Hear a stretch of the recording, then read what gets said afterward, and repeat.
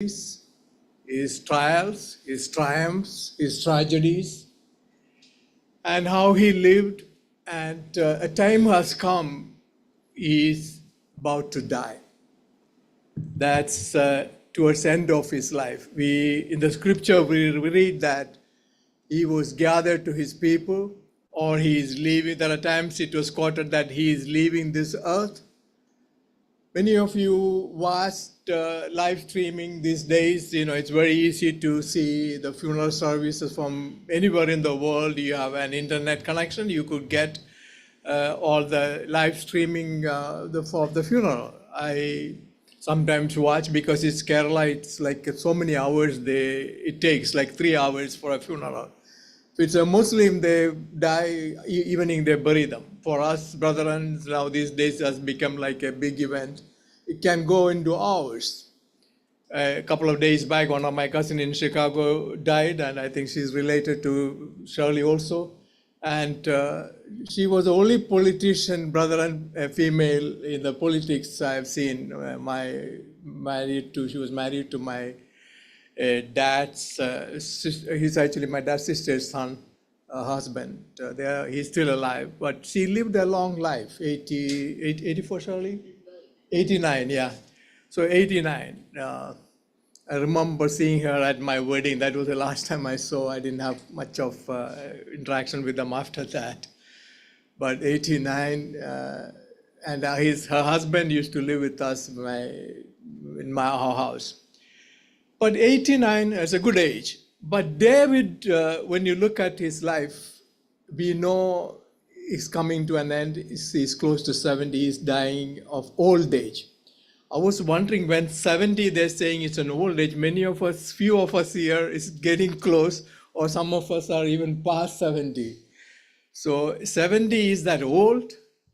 Yesterday, when I was reading the news, I saw Nancy Pelosi is 84 and fell down and fractured her hip, and they're replacing it. Most of her parts are like my old Camry. I replaced most of it. But she don't want to quit. She still want to continue. It's all for the power. She has another 2 years left. But how many years more you want?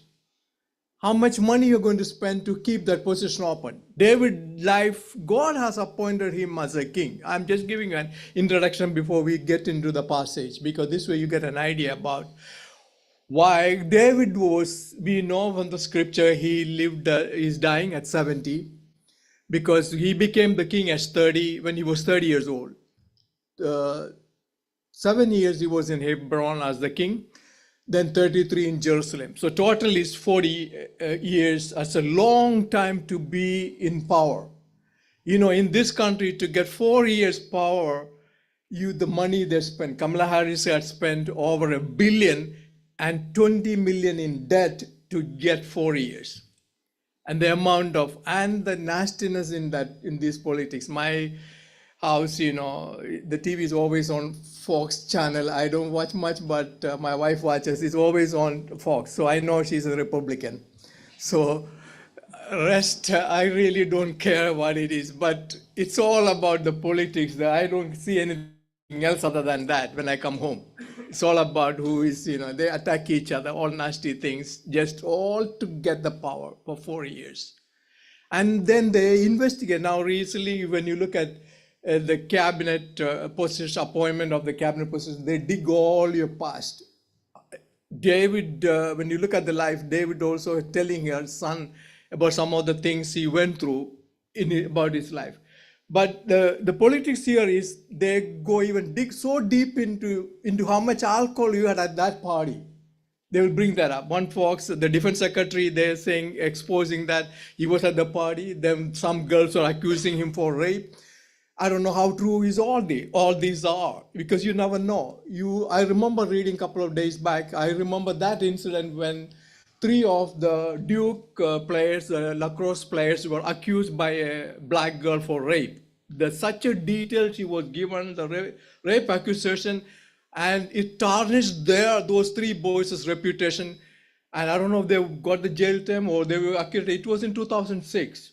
I remember the girl's name, Crystal. I can remember her Magnum or something, her last name.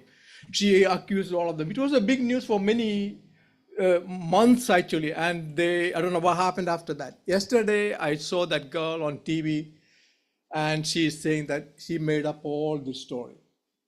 Nobody raped her, and nobody did anything to her. She made up, and she confessed and apologized what she did. So people, sometimes it's hard to believe what they say. They can accuse you. It's very difficult to undo it.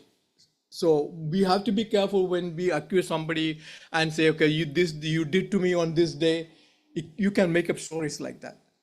But David is coming towards the end of his life. The last words are very critical. I don't know what we are going to tell our kids. We don't know what will be our last conversation. If you're dying of a certain chronic disease or some kind of problems you have in life, you have, the doctor said you have only this many days left, then you have a chance to tell your kids your last words. Sometimes you don't even know. I remember the last words I spoke to, or my dad spoke to me, but that's when really his last words, because after I spoke to him that Monday morning, he died.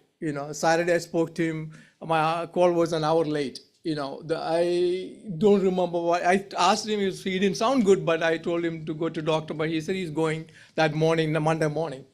But he didn't say much in detail about me, other than I always remember what he said to me about the advice he gave: never settle in the United States, come back and settle in India. I never became a citizen, many of you know. And this is the only thing which he had about me, that is, don't settle in the United States. We worked few years, then come, but that few years turned out to be over 40 years now. I still wanted to go back and settle there. I never enjoy living here. Comfort is there. All these things are, I don't know what's the reason, because this is not an attraction for me. I've been to so many countries around the world, lived in Bombay for many years, studied there, the city life I've seen. I always like the country life and the gardening and the agriculture. Those are the things I enjoy the most. Nothing, there is no attraction for me here. But that is apart from what, let's look at First Kings chapter 2, verses 1 to 10. Can somebody help me to read? I'll really appreciate that. So actually, verses 1 to 12.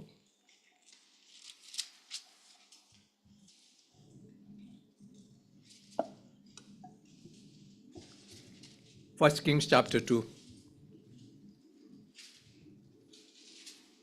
When the time drew near for David to die, he gave a charge to Solomon his son.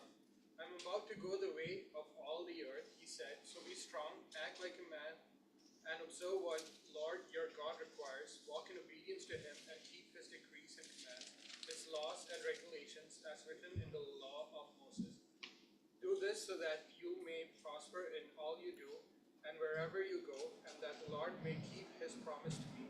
If your descendants watch how they live, and if they walk faithfully before me with all their heart and soul, you will never fail to have a successor on the throne of Israel.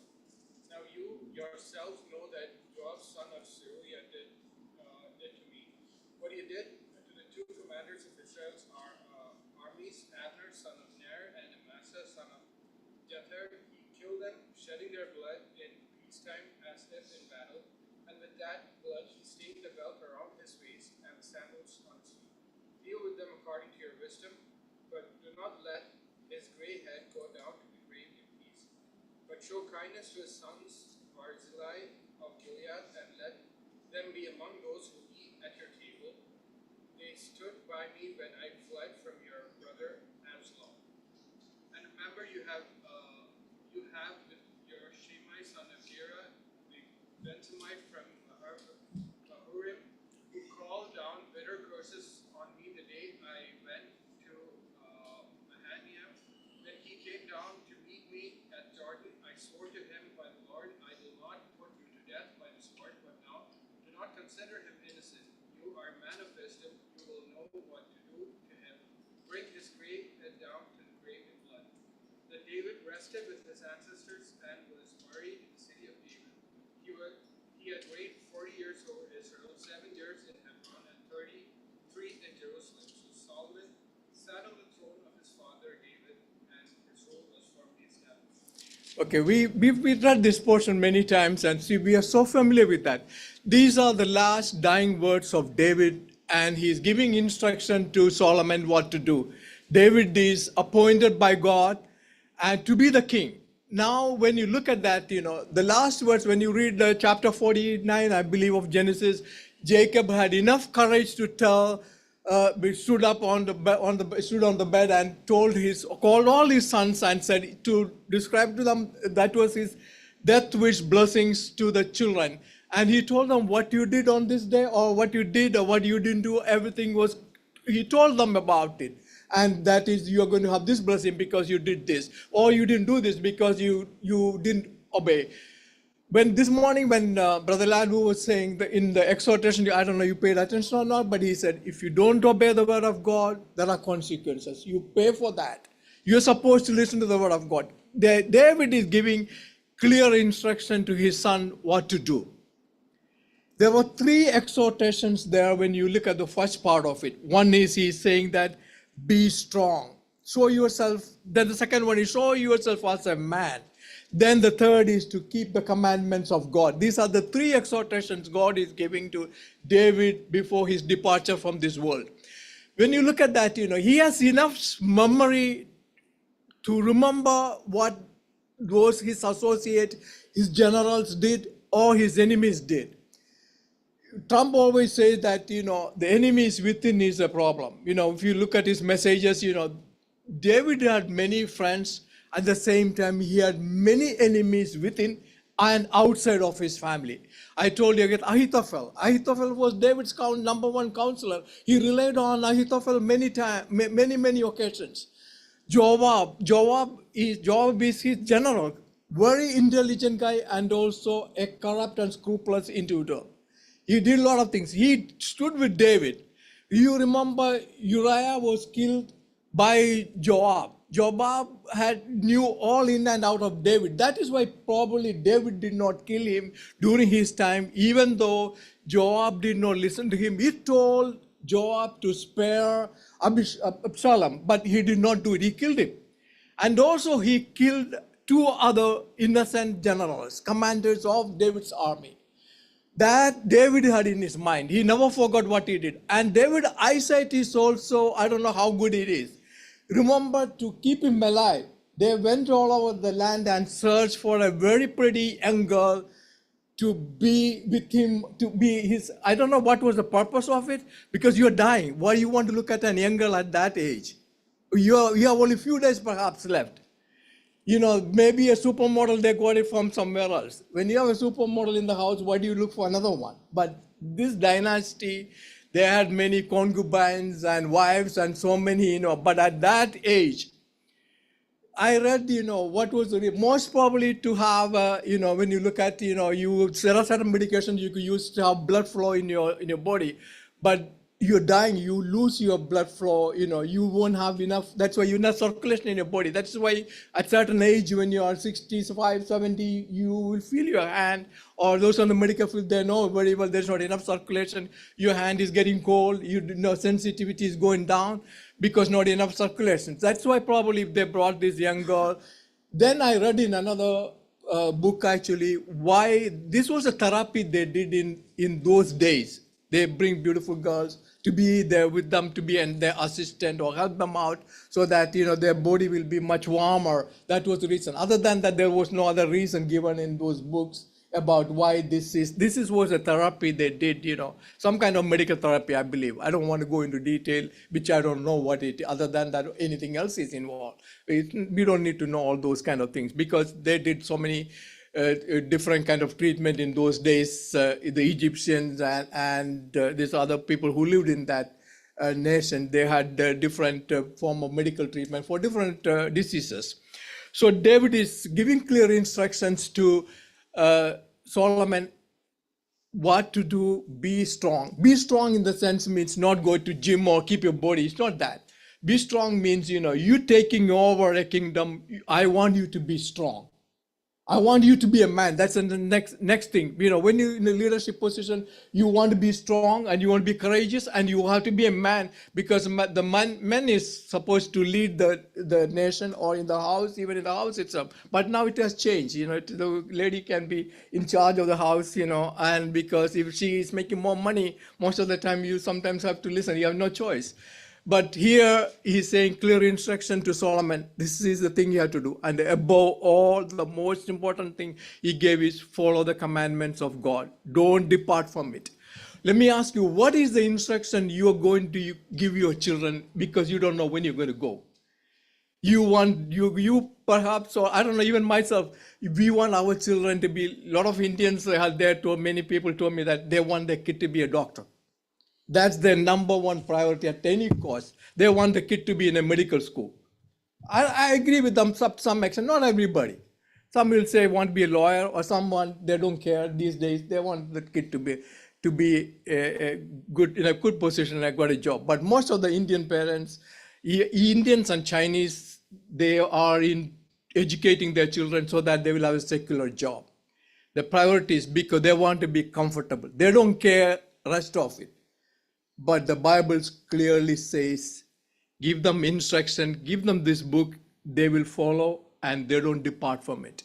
That is what should be the most important thing in our mind, to leave our children and tell, obey his commandment, walk in the path of the Lord, and don't depart from it. We don't give that instructions.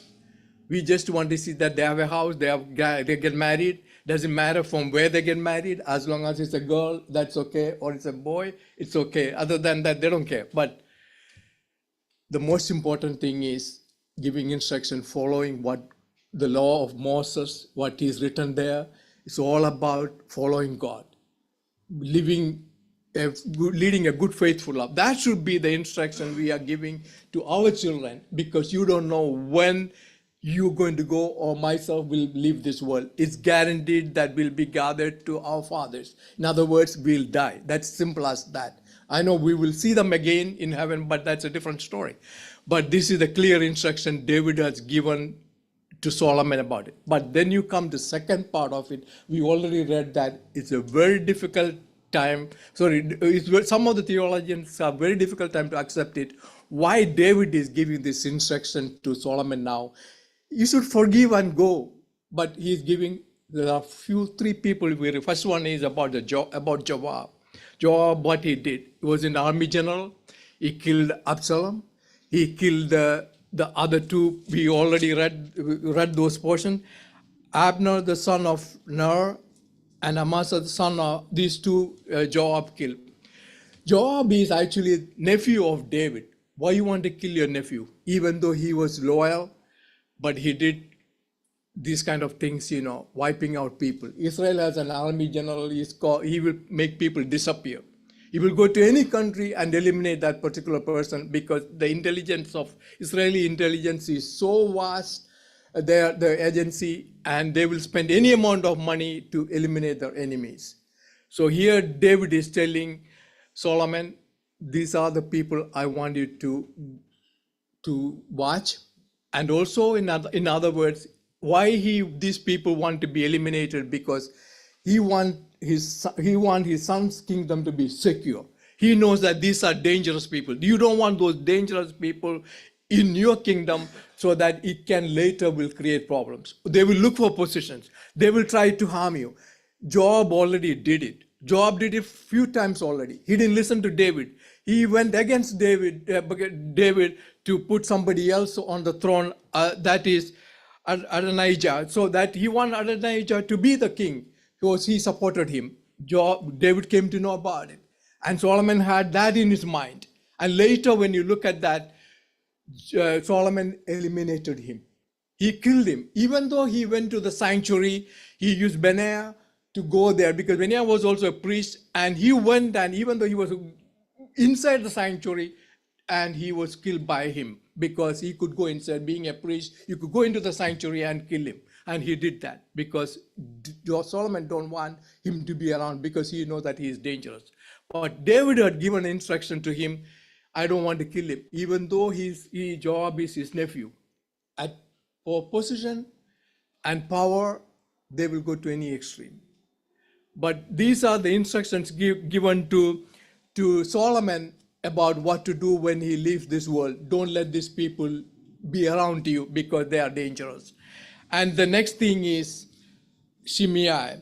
Shimei is another one. You remember that when Absalom was trying to take over the throne, and they would have to escape, But on the way, he saw Shimei was cursing David. The reason why he did that was he was a Benjaminite.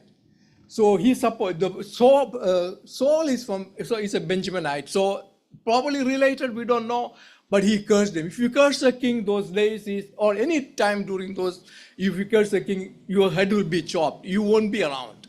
But David gave him a chance. Coming back, David was able to get back his throne. Probably that is why Shimei went and apologized. And he said, David told him that, I'm not going to kill you. I'm going to spare your life. But then he told Solomon what he did. The insult he did on David. How he insulted David. And he even threw a stone at him. So David never forgot those things. Sometimes it's difficult for us, being Christians, even to forget things our fellow believers do to us. But here, when we look at that, is why theologians have a difficult time why David did not forgive or forget. Probably David did forgive. That is why he spared his life. But he never forgot. And he gave clear instructions to Solomon, watch out for him, because you don't know what he is going to do next. Or he might curse you. But Solomon also gave him a chance. He told Shimei, I'll give you this area, live in Jerusalem, don't go anywhere else. Stay in that particular area I assigned you. But one day what happened was Shimei had two of his servants ran away, and he himself went and wanted to find out where they are. That word came to Solomon that he didn't stay in Jerusalem, he's out of Jerusalem city, that area, and then again Benaiah was sent, and Shimei was eliminated. But there are other one, Barzillai. He was a very wealthy man, the scripture says, but then he is the one provided the bread or food for when David ran away David left the kingdom, or he got to escape, but he provided for David and his assistant food and supplied all their needs, bread, whatever they needed, he took care of David. You have to remember that. Whatever we do now, we may not get the reward at this time, but there is a reward for us later. What we do now to help others, not accept or thinking that I'm going to get something back from that particular person. It was nothing like that. But Barzillai did that out of his generosity, out of a good heart. He did all those things and helped David and his associate, all the people with David. We don't know how many people were there, but there would be definitely a good number of people followed David when they escaped, when Absalom was trying to take over the throne. But he did that without accepting any. That is why when Solomon had offered, or David had offered that you will be eating on my table, make sure that they eat on your table. That means that you will be part of that kingdom, or you'll be always welcome inside the palace. You could come and eat whenever you want, or you'll be free to visit us anytime. That privilege was given to him, but he said, I'm too old, 82 years old. I don't need anything. I'm happy with what I have. His willingness to say that, let go, I don't need any favor from you. I'm happy with what I have. That is why I want to remind you, sometimes things we do, we may not get anything right away, but not expecting also anything is maybe a good thing, that I did this for this particular person. But our nature is we will go 100 other people that I did for this brother. Even I gave him some money when he needed. Or we tell 10 other people that I helped that particular person when he was in need. Don't do those things because there's no reason for it. You gave that, you had money, you gave it to somebody else, or you helped this person, or you send money to a preacher. Many of my cousins I know, when they had supported a preacher and then tells me, oh, I sent this much money to that preacher in North India. Then he gave me the name also. Then one of my cousins had given me a list of 11 evangelists. Then he had also given me a final instruction that when you send the money, tell him that the one who recommended this. He wants to include his name because of him that I sent the money. I did not send to that person because I didn't like that. The way that he had given me instruction that you send these people in North India money and then quote his name also, that acknowledgement that this person recommended for me to send the money to. And if I feel like to give some people I know the evangelist, many of you seen evangelists coming here and you support, it's good thing you support him, but I also know about that person had told me when I was in Kerala that particular person had done this thing, this is his nature. We will hear wonderful testimonies here, all the ministries they are doing there. But there are many times, I've seen, I heard, and I have witnessed, they were just for the money. One thing bad about the Brethren Assembly is that we don't have a salary system or support their families. They are in need. They have their needs also. Their children going to school. I'm not saying that, we don't support them like Marthoma or other churches do that. They have a monthly allowance, they have a housing allowance, so they don't struggle that much. Our preachers, many of them are struggling. But when you give, don't expect something back. You're giving some to somebody, to the servant of the Lord, or to anybody else out of generosity. If with a good heart you give, that is what it is. Here, Brasilia said, I don't need anything else. So we read about that. Then what Shimei did, what Abner did, why they killed Joab killed Abner and the other one. They also, Joab's brother was killed by one of them, one of the generals. That is why he wanted to take revenge. And David realized, God has given him enough wisdom to realize who are his enemies, who are with him. It was all revealed by God to him that this is what the life is. You will see people like that in our life. But the bottom line, the instruction given to him was, follow God. Don't depart from that. But when you look at the life of Solomon towards the end of his life, how he departed, how he disobeyed. You read book of Ecclesiastes, you will find out that how miserable his life was toward the end.